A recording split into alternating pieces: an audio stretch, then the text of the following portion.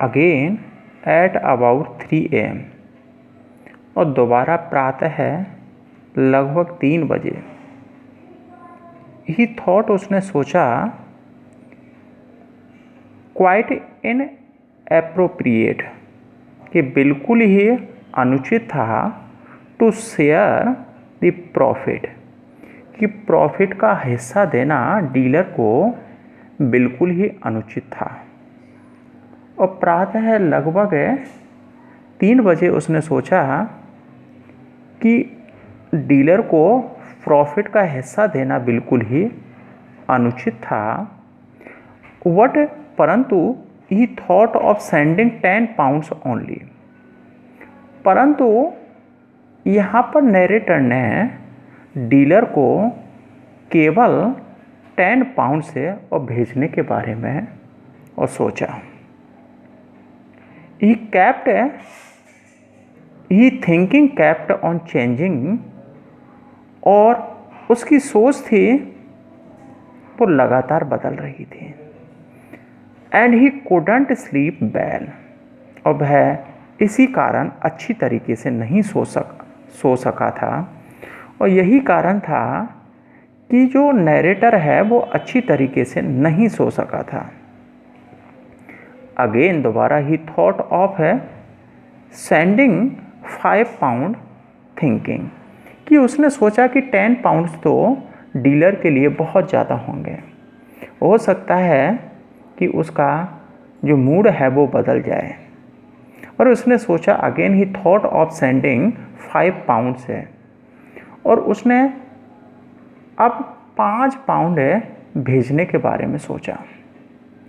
और थिंकिंग, और यह सोचते हुए, इफ ही शेयर्ड और द गोडेज, और यदि उसने और ज़्यादा हिस्सा भेजा, द गोडेज वुड बी एंग्री, तो गोडेज जो देवी है, बिजनेस की देवी है, लक्ष्मी है, और वो नाराज़ हो जाएगी।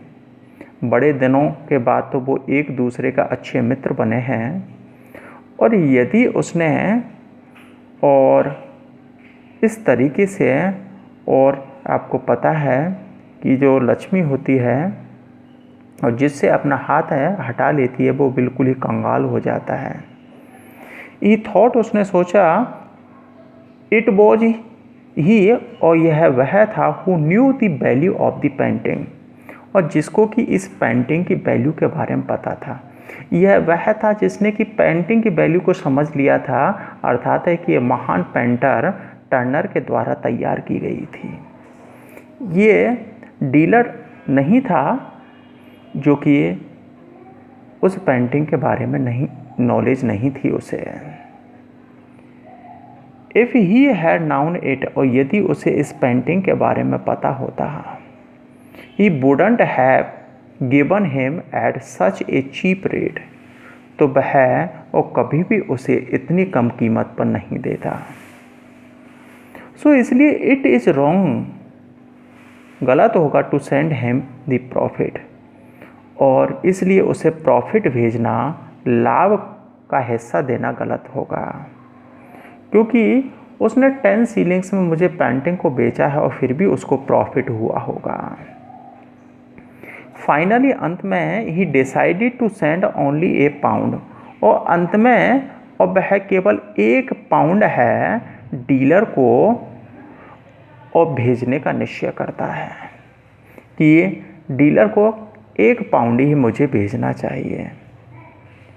अर्ली इन द मॉर्निंग, और प्रातःकाल जल्दी, ही वेंट आउटसाइड, और वह बाहर गया, एंड और spend all his money on gambling, और उसने पूरा पैसा है, गैम्बलिंग का मतलब है कि जो पत्तों का खेल है और उसको खेलने में पूरा पैसा है वो खर्च कर दिया, अर्थात है इस खेल में वह पूरा पैसा हार गया था।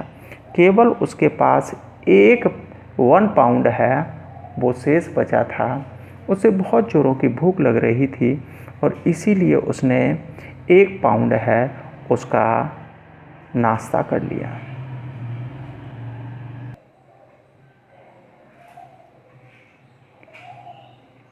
स्टिल ग्लैड, और अभी भी जो नरेटर था, वर्णन करता था, अभी भी वो खुश था। Because he had not post it, क्योंकि उसने उस लेटर को पोस्ट नहीं किया था। एट लास्ट, अंत में, ही डेस्ट्रॉय दी लेटर, उसने उस लेटर को फाड़ दिया। And did not give a single money to the dealer, और उस डीलर को और 1 पाउंड है और वो भी नहीं दिया। The most important thing in the story, और इस कहानी में सबसे महत्वपूर्ण बात यह है, in business buying and selling are straightforward dealing, कि खरीदना और बेचना प्रत्यक्ष रूप से होता है। It has nothing to do with human consideration, क्योंकि बिजनेस में मानव की सोच, सिंपैथी एंड फेथ, की सहानुभूति, विश्वास और भावनाओं का कोई स्थान नहीं होता। और यदि जो व्यक्ति है, फीलिंग्स है और सिंपैथी है और इन सभी को बिजनेस में और प्राथमिकता देता है, वो अच्छा बिजनेसमैन नहीं बन सकता। वंस, एक बार, गुड आर सोल्ड और बोट, एक बार है सामान है खरीद लिया जाता है, बेच दिया जाता है। They have nothing to do with them since then, तो एक तो डीलर है और कस्टमर है, इनका आपस में कोई मतलब नहीं होता। They have nothing to do with them since then, कि इसके बाद में इन दोनों का कोई मतलब नहीं होता है, कोई भी रिलेशन नहीं होता है।